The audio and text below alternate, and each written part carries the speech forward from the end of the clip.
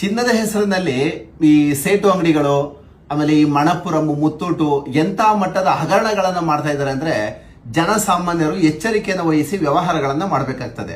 ಇಲ್ಲಿ ಸರ್ವೇ ಸಾಮಾನ್ಯವಾಗಿ ಏನಾಗ್ತಿದೆ ಅಂದ್ರೆ ಈ ಜ್ಯುವೆಲರಿ ಅಂಗಡಿಗಳು ಈ ತಿಂಗಳ ಹಣವನ್ನ ಕಂತುಗಳನ್ನಾಗಿ ಕಟ್ಟಿಸ್ಕೊಳ್ಳೋದು, ಆಮೇಲೆ ಕೊನೆಯದಾಗಿ ಒಂದ್ಸಲ ಹಣವನ್ನ ಎಲ್ಲ ತುಂಬಿಸ್ಕೊಂಡು ಆಮೇಲೆ ಚಿನ್ನವನ್ನ ಕೊಡಿಸುವಂತ ಆಸೆ ಮತ್ತು ಆಮಿಷವನ್ನ ಈ ಸಾರ್ವಜನಿಕರಿಗೆ ಅತಿ ಹೆಚ್ಚಿನದಾಗಿ ಆಸೆ ಹುಟ್ಟಿಸ್ತಾರೆ.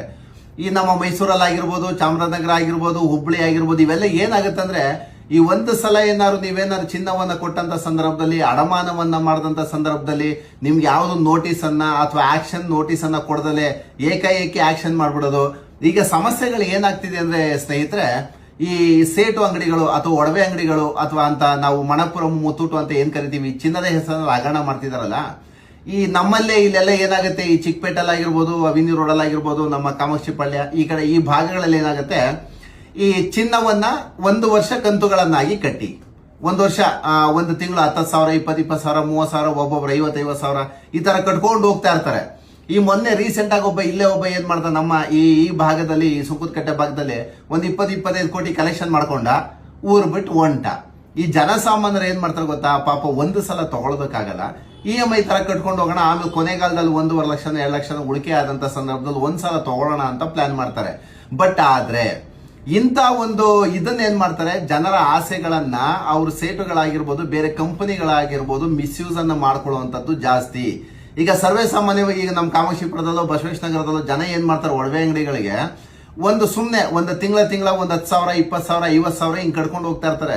ಸುಮ್ನೆ ಒಂದು 10,000 ಕಟ್ತೀರಾ ನೀವು ಅಂದ್ರೆ ಅದ್ರಲ್ಲಿ 1,000 ಜನನೋ 2,000 ಜನನೋ EMI ತರ ಕಟ್ಕೊಂಡು ಹೋಗ್ತಾ ಇರ್ತಾರೆ. ಅದು ನಿಮಗೆ ಕಮ್ಮಿ ಅಂತ ಕಾಣಿಸ್ತಾ ಇರತ್ತೆ. ಈಗ ನಮ್ಮಲ್ಲಿ ಯಾವ್ದೊಬ್ಬ ಏನ್ ಮಾಡೋದು, ಒಂದು 3,000, 4,000 ಜನದ ಹತ್ರ ಕಟ್ಟಿಸ್ಕೊಂಡಿದ್ದಾನೆ ಲೋಫರ್ ಅವನು. ಈ ನಿಮ್ಗೆ ಏನಾಗುತ್ತೆ ಅಂದ್ರೆ ನಿಮ್ಗೆ ಗೊತ್ತಾಗಲ್ಲ, ಒಬ್ಬ ಗ್ರಾಹಕ 10,000 ರೂಪಾಯಿ ತರ ಒಂದು ತಿಂಗಳು ಕಟ್ಟಿದ್ರೆ ಒಂದ್ 2,000 ಜನ 3,000 ಜನದ ಹತ್ರ ಕಟ್ಟಿಸ್ಕೊಂಡಿರ್ತಾರೆ. ಅವರು ಅಪ್ರಾಕ್ಸಿಮೇಟ್ ಎಷ್ಟಾಗೋದು ಗೊತ್ತಾ, ಒಂದು 30 ಕೋಟಿ 50 ಕೋಟಿ ಕಲೆಕ್ಷನ್ ಮಾಡ್ಕೋತಾರೆ. ಏಕಾಏಕಿ ರಾತ್ರಿ ಬಾಗಿಲು ಹಾಕೊಂಡು ಊರ್ ಬಿಡ್ತಾರೆ. ಅವಾಗ ನಿಮಗೆ ಜನಗಳಿಗೆ ಸ್ಟೇಷನ್ಗೆ ಹೋಗೋದಕ್ಕಾಗಲ್ಲ, ಈ ಕಡೆ ಕೋರ್ಟ್ಗೆ ಹೋಗೋದಕ್ಕಾಗಲ್ಲ, ನಿಮ್ಗೆ ತುಂಬಾ ಸಮಸ್ಯೆಗಳಾಗುತ್ತೆ. ಹಂಗಾಗಿ ಇಲ್ಲಿ ನಮ್ಮ ಲೈಸೆನ್ಸ್ ಕೊಡೋದು, ಜ್ಯುವೆಲರಿ ಶಾಪ್ಗಳಿಗೆ ಲೈಸೆನ್ಸ್ ಕೊಡೋದು ಏನಂತ ಗೊತ್ತಾ, ನೀವು ಚಿನ್ನವನ್ನ ಮಾರಾಟ ಮಾಡಿ, ಚಿನ್ನವನ್ನ ತಗೋಬೇಕು, ಅವರು ಬೈ ಮಾಡಬೇಕು, ಗೋಲ್ಡ್ ಬಿಸ್ಕೆಟ್ ಅದ್ ಮ್ಯಾನುಫ್ಯಾಕ್ಚರ್ ಮತ್ತೊಂದು ಏನೋ ಮಾಡ್ಕೊಂಡಿರ್ತಾರೆ, ಚಿನ್ನವನ್ನ ಅವರು ರೆಡಿ ಇಟ್ಕೊಂಡಿರ್ಬೇಕು. ಗ್ರಾಹಕರು ಬರ್ತಾರೆ, ದುಡ್ಡು ಕೊಡ್ತಾರೆ, ಚಿನ್ನವನ್ನ ಮಾರಾಟ ಮಾಡಬೇಕು, ಸುಮ್ಮನೆ ಆಗಬೇಕು, ಇಷ್ಟೇ ಕೆಲಸ. ಕಾನೂನಲ್ಲಿ ಪ್ರಾಧಾನ್ಯತೆ ಇರುವಂತದ್ದು ಚಿನ್ನವನ್ನ ಬಿಸ್ನೆಸ್ ವ್ಯಾವಹಾರಿಕವನ್ನಾಗಿ ಮಾಡಿ ಅಂತ. ಇವ್ರು ಹಂಗ್ ಮಾಡಲ್ಲ, ಅದೊಂದು ಬಿಟ್ಟು ಇನ್ನೆಲ್ಲ ಮಾಡ್ತಾರೆ. ನಿಮ್ಮ ಹತ್ರನೇ ದುಡ್ಡನ್ನ ಕಲೆಕ್ಷನ್ ಮಾಡ್ಕೋತಾರೆ, ನಿಮ್ಮ ಹತ್ರನೇ ಬಂಡವಾಳ ಹಾಕೋತಾರೆ, ಕೊನೆಗೆ ನಿಮಗೆ ಮೋಸ ಮಾಡ್ತಾರೆ ಅವರು ಸ್ನೇಹಿತರೆ. ಹಾಗಾಗಿ ಆಮೇಲೆ ಇಲ್ಲೇ ಕೆಲವೊಂದು ಕಡೆ ಏನಾಗ್ತಿದೆ ಅಂದ್ರೆ ನೀವು ಅಬ್ಸರ್ವ್ ಮಾಡ್ಬೇಕಾಗಿರುವಂತದ್ದು, ಈ ಸೇಟು ಅಂಗಡಿಗಳಲ್ಲಿ ಚಿನ್ನವನ್ನು ಅಡಮಾನ ಮಾಡ್ತಿರಲ್ಲ, ನೀವು ಮಣಪುರಂ, ಮುತ್ತೂಟಲ್ಲಿ ಇಡೋಕೆ ಏನ್ ಮಾಡ್ತೀರ, ಒಂದು 6 ತಿಂಗಳು 9 ತಿಂಗಳು ಅವಕಾಶ ಕೊಡ್ತಾರೆ. ನಾವು ಸೇಟು ಅಂಗಡಿ ಇಲ್ಲ ಆದ್ರೆ 1 ವರ್ಷ 2 ವರ್ಷ ಕೇಳಲಿಲ್ಲ ಅಂದ್ರೆ ಇಂಟ್ರೆಸ್ಟ್ ಕಟ್ಕೊಂಡು ಅವರೇ ಸುಮ್ಮನೆ ಆಗ್ತಾರೆ ಅಂತ ಪ್ಲಾನ್ ಮಾಡ್ತೀರಾ ನೀವು.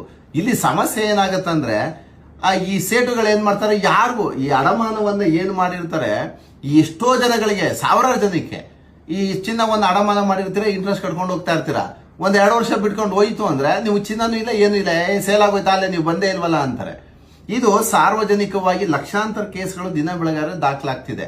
ಆಮೇಲೆ ಏನು ನೋಟಿಸ್ ಕೊಡೋದಿಲ್ಲ, ಆಕ್ಷನ್ ನೋಟಿಸ್ ಕೊಡೋದಿಲ್ಲ, ದುಡ್ಡು ಇಷ್ಟು ಕಟ್ಟಿ ಅಂತ ಡಿಮ್ಯಾಂಡ್ ನೋಟಿಸ್ ಅನ್ನ ಕೊಡೋದಿಲ್ಲ, ಏನು ಮಾಡೋದಿಲ್ಲ ಸೇಟು ಅಂಗಡಿಗಳು. ಏನೋ ಒಂದ್ಸಲ ಹೇಳ್ತಾರೆ, ಸೇಲ್ ಮಾಡ್ಬಿಟ್ಟಿರ್ತಾರೆ. ಈ ಹಣೆ ಬರಕ್ಕೆ ಏನಾಗ್ತಿದೆ ಅಂದ್ರೆ, ಈ 2021-22ರಲ್ಲಿ ಏನಾಗಿದೆ ಅಂದ್ರೆ, ಒಂದು 2,500, 3,000, 5,000 ರೂಪಾಯಿ, 6,000 ರೂಪಾಯಿ ಆಸುಪಾಸಲ್ಲಿ ಅಡಮಾನಗಳನ್ನ ಮಾಡಿದ್ದಾರೆ ಚಿನ್ನನ. ಇವ್ರೇನ್ ಮಾಡ್ತಾರೆ ಸೇಟುಗಳು, ಎಲ್ಲ ಒಳ್ಳೆ ರೇಟ್ ಬರ್ತಲ್ಲ ಅಂತ ಎಲ್ಲಾ ಸೇಟು ಅಂಗಡಿಗಳಲ್ಲೂ ಇದೇ ಹಣೆ ಬರ ಆಗಿರೋದು. ಎಲ್ಲ ಸೇಟುಗಳು ಮಾರ್ಬಿಟ್ಟವ್ರು ಚಿನ್ನನ. ಈಗ ಇವತ್ತೇನಾಗಿದೆ ಅಂದ್ರೆ, ಒಂದು 100 ಗ್ರಾಮ್ ತಗೋಬೇಕು ಅಂದ್ರೆ 16 ಲಕ್ಷ 17 ಲಕ್ಷ ಆಗ್ತಿದೆ. ಇವ್ರು ಬರೀ 3,000, 3,500 ರೂಪಾಯಿನಾಗ ಸೇಲ್ ಮಾಡಕ್ ಬಿಟ್ಟಿದ್ದಾರೆ.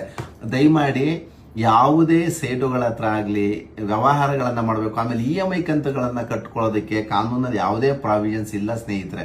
ನೀವು ಪ್ರತಿನಿತ್ಯ ಕಟ್ತೀರಾ, ಪ್ರತಿನಿತ್ಯ ಮೋಸ ಹೋಗ್ತೀರಾ.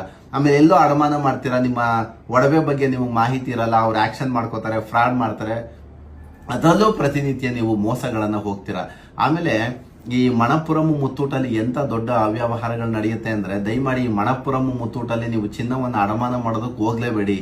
ನಮ್ಮಲ್ಲಿ RBI ಗೈಡ್ಲೈನ್ಸ್ ಇರುವಂತದ್ದು, ಆಮೇಲೆ ನಮ್ಮಲ್ಲಿ RBI ನೋಟಿಫಿಕೇಶನ್ಗಳು ಏನಿದೆ ಅಂದ್ರೆ, ಒಂದು 18% 20% ಮೇಲ್ ಇಂಟ್ರೆಸ್ಟ್ ದಾಟಬಾರದು ಅಂತಾನೆ ಕಾನೂನಿದೆ.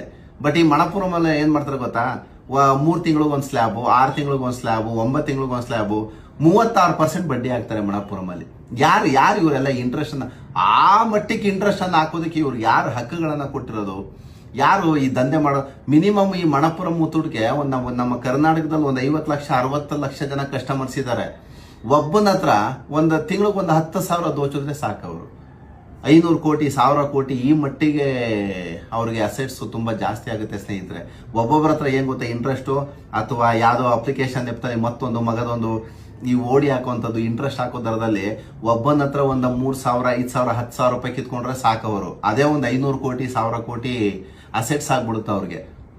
ಹಂಗಾಗಿ ನೀವು ಯಾರು ಒಂದು 35% 36 32% ಆಗ್ತೀರಾ, ನೀವೇನಾರ ಆ ಮಣಪುರಂ ಮುತ್ತೂರ್ತು ಬಿಲ್ ಕೊಟ್ಟಿರ್ತಾರಲ್ಲ, ಅದು ತಗೊಂಡೋಗಿ ಸೀದಾ ಕನ್ಸ್ಯೂಮರ್ ಕೋರ್ಟ್ಗೆ ಹಾಕ್ತು ಅಂದ್ರೆ ನಿಮ್ ಚಿನ್ನವನ್ನ ಫ್ರೀಯಾಗಿ ವಾಪಸ್ ಕೊಡ್ಬೇಕಾಗ್ತದೆ. ಅಷ್ಟು ಮಟ್ಟಿಗೆ ಫೈನ್ ಹಾಕ್ತಾರೆ ಕನ್ಸ್ಯೂಮರ್ ಕೋರ್ಟ್ಗಳಲ್ಲಿ. ನೋಡಿ, ಯಾವುದೇ ರೂಲ್ಸ್ ಅಂಡ್ ರೆಗ್ಯುಲೇಷನ್ಸ್ ಇಲ್ಲ.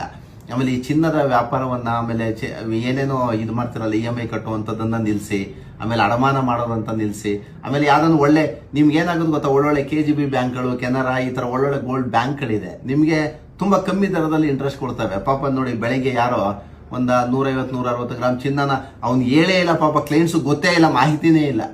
2023-24 ಇಟ್ಟಿದ್ದಾರೆ. ಪ್ರತಿ ತಿಂಗಳು ಇಂಟ್ರೆಸ್ಟ್ ಅನ್ನ ಕಟ್ಕೊಂಡು ಹೋಗ್ತಾ ಇರ್ತಾರೆ. ಕಟ್ಕೊಂಡು ಹೋದ್ರೂ ಸಹ 2025 ಆಲೆ 8,000-9,000 ರೂಪಾಯಿಗೆ ಸೇಲ್ ಮಾಡ್ಬಿಟ್ಟಿದ್ದಾನೆ ಆ ಸೆಟ್ ನನ್ನ ಮಗ. ಇಲ್ಲಿ ನೋಡಿದ್ರೆ ಪಾಪ ಇವರು ನಾವು ಚಿನ್ನ ಇಟ್ಟಿದೀವಿ, ಹೆಂಗೋ ಇಂಟ್ರೆಸ್ಟ್ ಕಟ್ಕೊಂಡು ಹೋಗ್ತಾ ಇದೀವಲ್ಲ ಅಂತ ಸುಮ್ಮನಾಗ್ತಾರೆ. ಈಗ ಆಯ್ತಪ್ಪ 2 ವರ್ಷ ಆಯ್ತು 3 ವರ್ಷ ಆಯ್ತು, ಮತ್ತೆ ಅವತ್ತಿಂದ ಇಂಟ್ರೆಸ್ಟ್ ಯಾಕೆ ಕಟ್ಟಿಸ್ಕೊಂಡೆ ಅಂತ ಕೇಳಿದ್ರೆ, ನೀವು ಕಟ್ತೀರ ನನಗೂ ಅದಕ್ಕೂ ಗೊತ್ತಿಲ್ಲ, ಬಟ್ ಚಿನ್ನ ಅಂತೂ ಕೊಡಕ್ಕಾಗಲ್ಲ, ನೀವೇನ್ ಮಾಡ್ಕೊತೀರ ಮಾಡ್ಕೊಳ್ಳಿ ಅಂತಾರೆ. ಇಂಥ ಪ್ರಸಂಗಗಳಲ್ಲಿ ಏನಾಗುತ್ತೆ, ಕ್ಲೈಂಟ್ಸ್ಗಳಿಗೆ ಅಂದ್ರೆ ಗ್ರಾಹಕರಿಗೆ ತೊಂದರೆ ಆಗುತ್ತೆ. ನೀವು ಕೋರ್ಟ್ಗೆ ಹೋಗೋದು ಮತ್ತೊಂದು ಮಗದೊಂದು ಒಂದು ಸ್ವಲ್ಪ ಡಿಲೇ ಆಗುತ್ತೆ, ಬಟ್ ನ್ಯಾಯ ಸಿಗುತ್ತೆ. ಆದ್ರೆ ಒಳ್ಳೆ ನಂಬಿಕಸ್ಥ ಕಂಪನಿಗಳ ಜೊತೆ ವ್ಯವಹಾರ ಮಾಡಿ. ಆಮೇಲೆ ಇವೆಲ್ಲ ಕಂಪ್ಲೀಟ್ ಬೋಗಸ್ ಕಂಪ್ನಿಗಳು, ಎಲ್ಲೋ ಸ್ವಲ್ಪ ಸಣ್ಣ ಬಜೆಟ್ ಇಂದ ಸ್ಟಾರ್ಟ್ ಮಾಡಿದಂತ ಕಂಪ್ನಿಗಳು ಇವತ್ತು ಲಕ್ಷಾಂತರ ಕೋಟಿ ಅಸೆಟ್ಸ್ಗೆ ದಾಟಿದೆ ಅಂದ್ರೆ ಅವ್ರು ಎಷ್ಟು ಮಟ್ಟಿಗೆ ಹಗರಣಗಳನ್ನ ಮಾಡ್ತಿದ್ದಾರೆ ಅಂತ ನೀವೇ ಯೋಚನೆ ಮಾಡಬೇಕು ಸ್ನೇಹಿತರೆ. ಹಾಗಾಗಿ ಈ ಮಣಪುರಂ ಮುತ್ತೂಟು ಇಂಟ್ರೆಸ್ಟ್ ಜಾಸ್ತಿ ಯಾರಾಗ್ತಾರೆ, ಇಮಿಡಿಯೇಟ್ ನೀವು ಕನ್ಸ್ಯೂಮರ್ ಕೋರ್ಟಲ್ಲಿ ಕೇಸನ್ನ ಫೈಲ್ ಮಾಡುವಂತ ಕೆಲಸಗಳನ್ನ ಮಾಡಿ. ಆಮೇಲೆ ಈ ಸೇಟುಗಳನ್ನೆಲ್ಲ ಯಾರು ನಂಬೇಡ್ರಿ. ತಿಂಗಳ EMI ಕಟ್ಕೊಂಡು ಹೋಗಿ ಆಮೇಲೆ ಕೊನೆಯದಾಗ ಚಿನ್ನ ಕೊಡ್ತೀವಿ ಅಂದ್ರೆ ನಿಮ್ಗೆ ಇವತ್ತು ಒಂದು 3 ತಿಂಗಳು 6 ತಿಂಗಳು ಕ್ಲೀನಾಗಿ ಕಟ್ಟಿಸ್ಕೋತಾರೆ. ಆಮೇಲೆ ಕ್ಲೀನಾಗಿ 3 ನಾಮ ಹಾಕ್ಬಿಟ್ಟು ಸೀದಾ ಊರ್ಬಿಟ್ಟು ಹೋಗ್ತಾರೆ. ನೀವು ಆಮೇಲೆ ಒಯ್ದೋಯ್ತು ಬಿಡು 30,000 50,000 ಅಂತೀರಾ. ಆ 30,000 50,000 ಒಬ್ಬೊಬ್ಬರ ಹತ್ರ 1,000 ಜನದ ಹತ್ರ ಕಲೆಕ್ಷನ್ ಮಾಡ್ಕೊಂಡ್ರೆ 50 ಕೋಟಿ 100 ಕೋಟಿ ಆಗುತ್ತೆ. ಅವನ್ನೆಲ್ಲೋ ರಾಜಸ್ಥಾನಕ್ಕೋ ಗುಜರಾತ್ಗೋ ಪಶ್ಚಿಮ ಬಂಗಾಳಕ್ಕೋ ಹೋಗಿ ಬದಿಕೋತಾನ, ಅವನು ರಾಜರ ತರ ಇರ್ತಾರ ಅಲ್ಲಿ. ಇಲ್ಲಿ ನೋಡಿದ್ರೆ ನಮ್ಮ ಕರ್ನಾಟಕ ನಮ್ಮ ಬೆಂಗಳೂರಿನ ಜನತೆಗೆ 3 ನಾಮ ಇಕ್ಬಿಟ್ಟು ಕ್ಲೀನಾಗಿ ಯಾವುದು ಕಾನೂನಲ್ಲಿ ಪ್ರಾವಿಷನ್ಸ್ ಇಲ್ಲದ ಸಂದರ್ಭದಲ್ಲೂ EMI ತರ ಕಟ್ಟಿಸ್ಕೋತಾರೆ ಇವರು. ಹಂಗಾಗಿ ಸಾರ್ವಜನಿಕರು ಎಚ್ಚರ ಆಗಬೇಕು. ಹಂಗಾಗಿ ಈ ಯಾವುದೋ ನಕಲಿ ಗೋಲ್ಡ್ ಕಂಪ್ನಿಗಳಿಗೆ ಮತ್ತೊಂದು ಮಗದೊಂದಿಗೆ ಮೋಸ ಹೋಗುವಂತ ಕೆಲಸವನ್ನ ಮಾಡಬೇಡಿ ಅಂತ ಹೇಳ್ತಾ ನಾನು ಮಾತನ್ನ ಮುಗಿಸ್ತೇನೆ. Thank you.